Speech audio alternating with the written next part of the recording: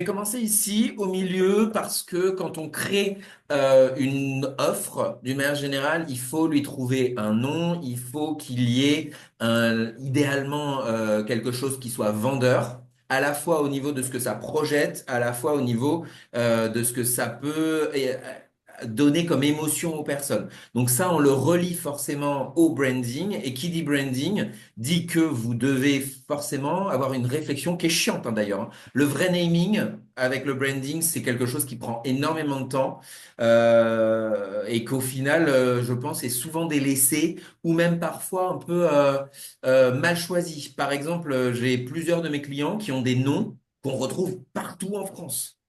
Ben, c'est un très mauvais début parce que quand les gens les recherchent, peut-être qu'ils les trouvent une première fois et après ils vont sur le site d'un concurrent une deuxième fois. Ils se disent, tiens, c'est bizarre, c'est pas le même site que la première fois.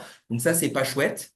Et surtout, en SEO, comme vous l'avez peut-être vu si vous avez fait une partie des modules SEO, on a une priorisation à l'autorité de marque.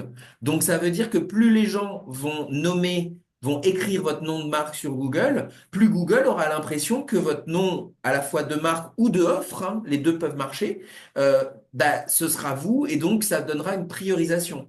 D'où le fait qu'aujourd'hui, nous, quand on a créé Alpha, c'est pas Alpha, le programme Alpha, c'est pas notre nom d'entreprise, hein, c'est le nom du programme. Et donc, je me suis dit, il faut vraiment que ça ait sa propre identité, son propre branding, et que aussi ça parle aux gens. Je sais pas si vous vous souvenez, au début, certains, vous étiez même là quand on a essayé de dégrossir le nom du programme, et que j'avais un autre nom au début. Bref. Donc le SEO est très important déjà dans le nom de marque.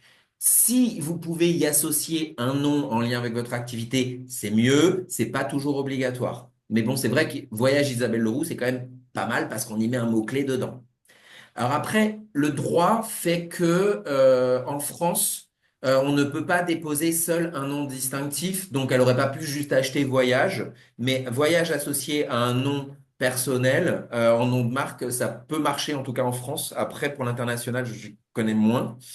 Mais c'est vrai que sur un programme, à vous de vous poser la question si ça vaut le coup ou non de déposer le programme ou même l'offre en tant que telle. Si par exemple vous voulez vraiment que ça devienne un truc énorme, ça peut valoir le coup de le déposer.